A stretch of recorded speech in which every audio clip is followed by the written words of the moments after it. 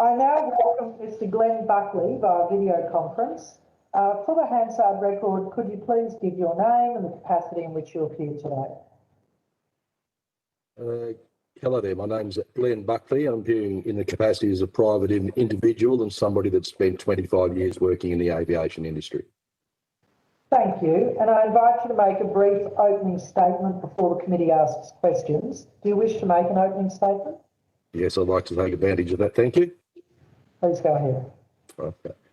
First off, I realise this isn't a 21st birthday speech, so this is something somewhat more substantial than that, but I would like to take the opportunity to thank some people, and particularly yourself, Senator Susan McDonald. I realise these sort of issues aren't things that attract a lot of votes in your electorate, so they're bigger picture things that take ethics and integrity, so I want to thank you for that. And to Senator Glen Sturl, you won't remember me. Can you hear me there, sir?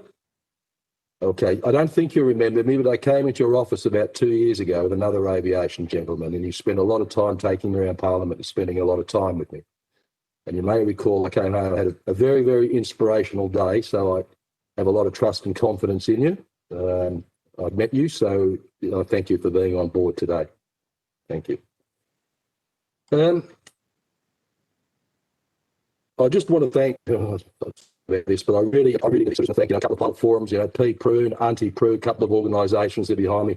All of the people that came together, established a crowdfunding page, contributed to that crowdfunding page, and probably more important than the financial contributions they made, the comments that they made, they meant a lot to me.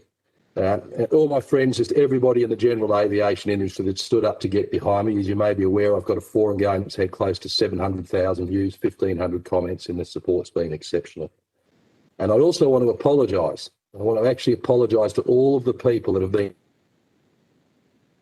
impacted to the supplier, the business, the value, my customers, my family, my parents, my children, my kids' school, and everybody's been impacted about the story that I'm about to tell you.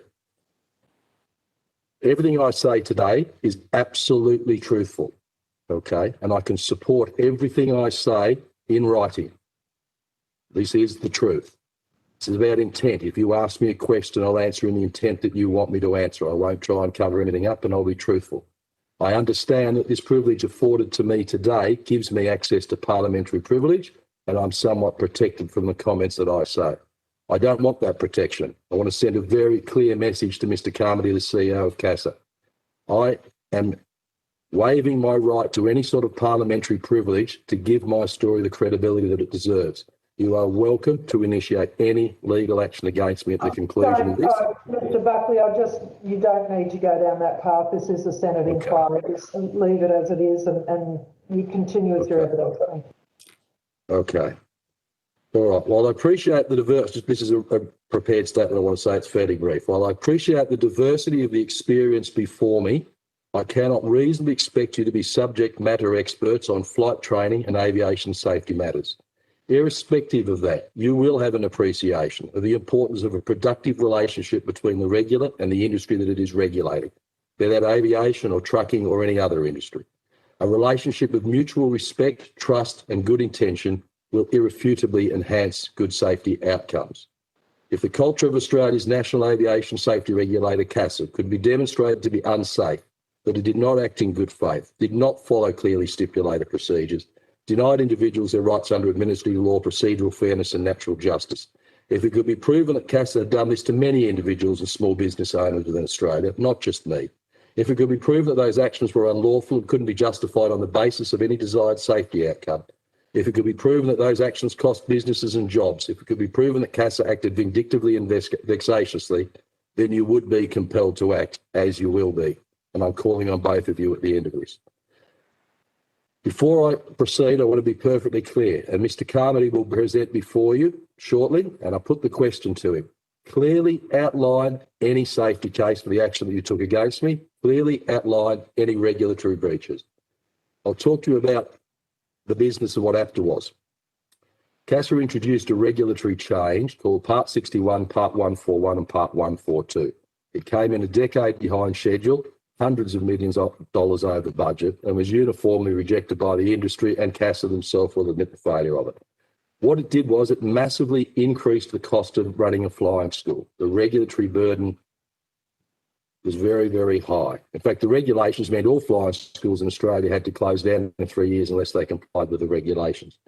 I approached CASA and I put in a concept that I was going to call the Australian Pilot Training Alliance. I was going to take my existing flying school, Melbourne Flight Training, morph it into the Australian Pilot Training Alliance. It was a flying school, it was a registered training organisation and had CRICOS approval to train overseas students.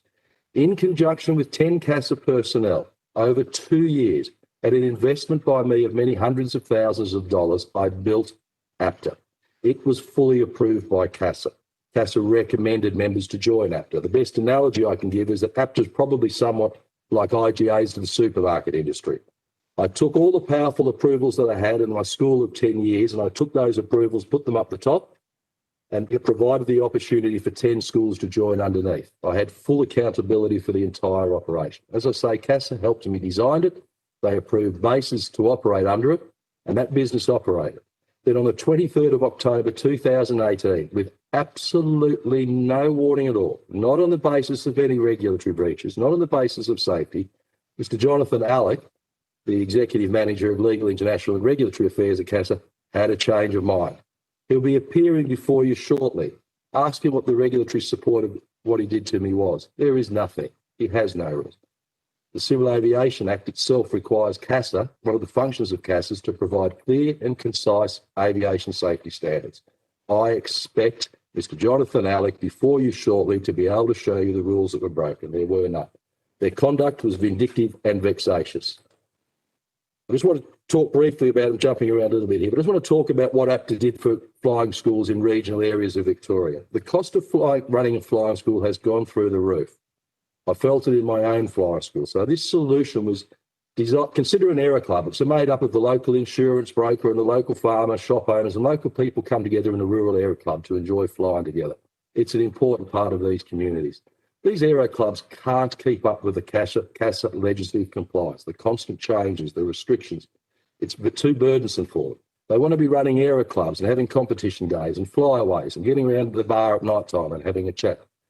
That's what APTA was supposed to give them. So CASA should have supported this. I was going to take all the compliance, the safety, all the responsibility for the operation and let them go about running their aero clubs.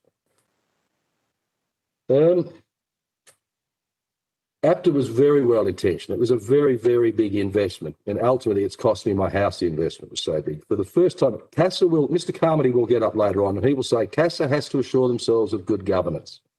Well, I'll say to you, Mr. Carmody, APTA was the first organisation in Australia, not just flying schools, the first organisation in Australia, aviation company, to give CASA full 24/7 access to every single aspect of the business.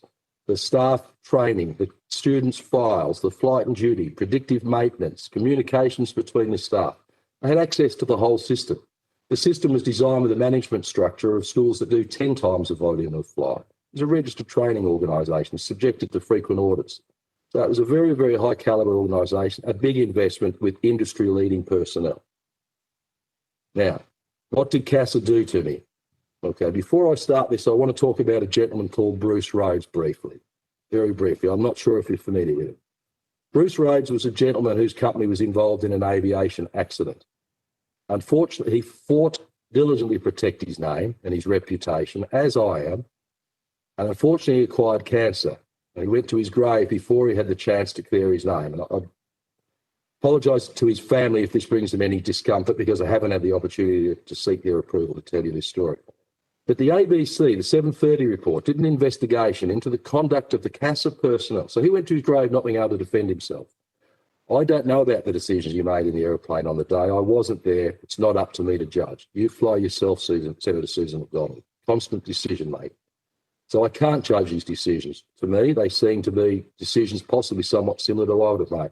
What I can say to you for Bruce Rhodes, who has now passed away, and for his family, I can assure you that in the case of him, CASA came up with they reverse engineered the process. They did it to me. They work out what they want and they work backwards. He was denied breached under administrative law, decide natural justice, procedural fairness. He wasn't given these things.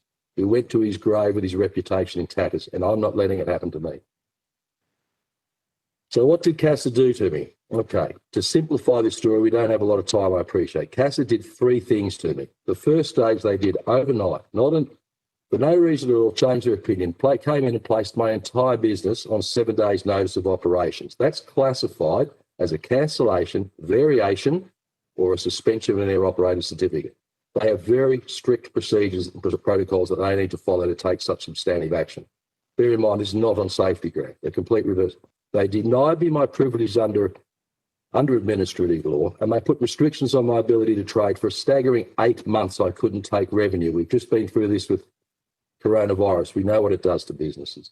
No one was going to join a school that only had 7 days certainty of operation in the future. Consider what that does to staff, what that does to employees, what that does to customers, what that does to suppliers. Like, my parents stepped in so I could avoid redundancies with those restrictions placed on my ability to trade. My parents stepped in for 8 months and funded the staff salaries to the tune of $300,000 so that I didn't have to make anybody redundant. At the end of the 8 months, exhausted of funds and too embarrassed to go back to my parents, I sold that business for 5% of what it was worth. That was stage 1. Stage 2, I retained my existing flying school called Melbourne Flight Training. CASA told me that I had to, this is something that they don't have, this was again their opinion, this isn't defined.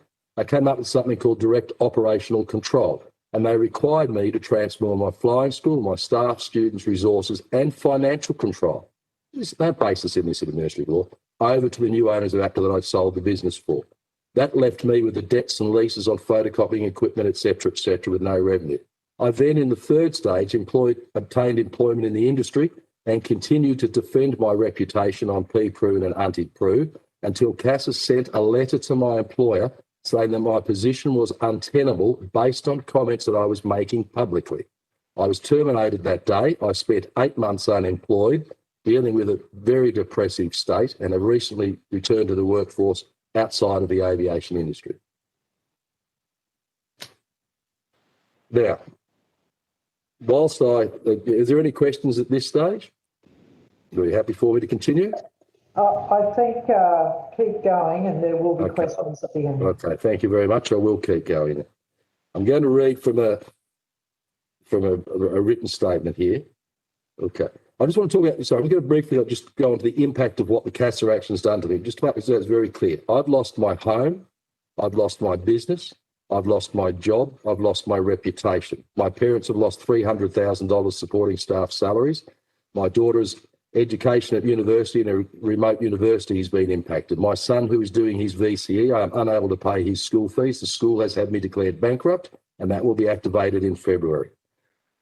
I have no money. I have been left absolutely, completely destitute, and at 56 years of age, have no hope of ever rebuilding my life once I've been declared bankrupt. I have nothing left. Whilst I'm no lawyer, I have done extensive research over the last 2 years that this has been going on into the definition of misfeasance in public office and negligent misstatement. I've had the opportunity to discuss this matter with several legal firms to ensure my understanding is correct. First, and on the subject of misfeasance in public office. Justin Dean in the High Court determined misfeasance in public office requires an intentional but invalid or unauthorised act to have been committed by a public officer in the purported discharge of their public duties which causes a loss to a person. It requires that the person committing the act did so deliberately. We're going to come back to that. That's going to become very important for some allegations I'm shortly to make. Second, and on the subject of negligent misstatement. Negligent misstatement is information provided but is inaccurate or misleading. It requires that a legal duty must be recognised and requires a certain standard of conduct to protect against foreseeable risk, and that there was a breach of that duty by failing to meet the requisite standard of care.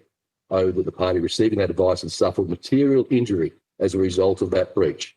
It requires that the speaker of the information, CASA, realises that they are being trusted and that it is reasonable for the party receiving the information to act upon the information or advice.